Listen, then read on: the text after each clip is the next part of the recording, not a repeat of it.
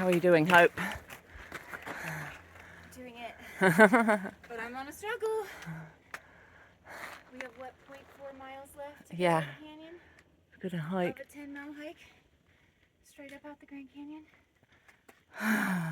We can do hard things. If I can do hard things, you could do hard things. All right.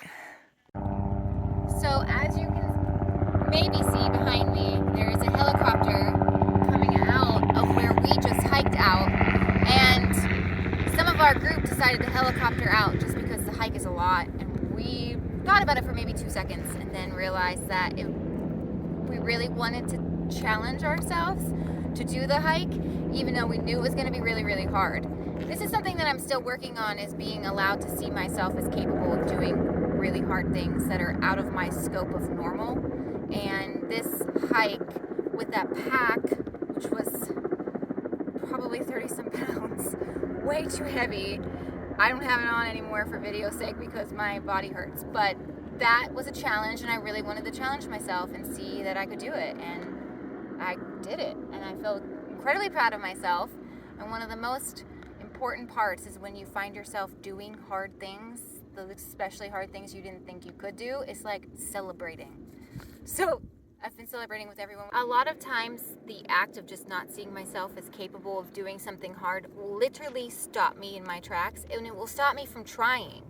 And that's a mindset shift I've been working on, is that I don't want to just not try something because I think it's going to be hard or that I think I'm not going to be able to do it. It's like this fear of failure that I think a lot of people have, is that, oh, that's going to be too hard for me, so I'm not even going to try it.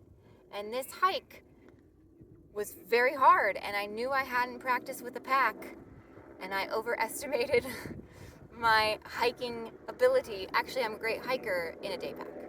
I overestimated my backpacking ability, but I did it. And now I can say, like, I didn't allow the idea of me not thinking I could do it to stop me.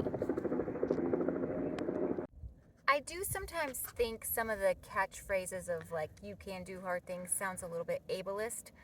And there are some people who can't do things. And that's why having an able body, knowing that I can do hard things, it's something that I really don't take for granted. I don't know whether it was just witnessing Steve be stuck in bed and not be able to move a muscle and still live such a full life, but it's just made me have this new appreciation for I can do hard things. Not everyone can. So I'm going to go do hard things because I'm grateful for that fact. I remember a quote I heard is, whenever you lose a loved one, it's like you then start to live for the both of you. And I do feel like doing things like this is living for things that Steve would have loved to do and would love to still be here doing. And not just Steve, but everyone who's not able to come do this. We had many conversations while being down there because it's not easy to access. It's very difficult, and there's a lot of elements that you have to work with.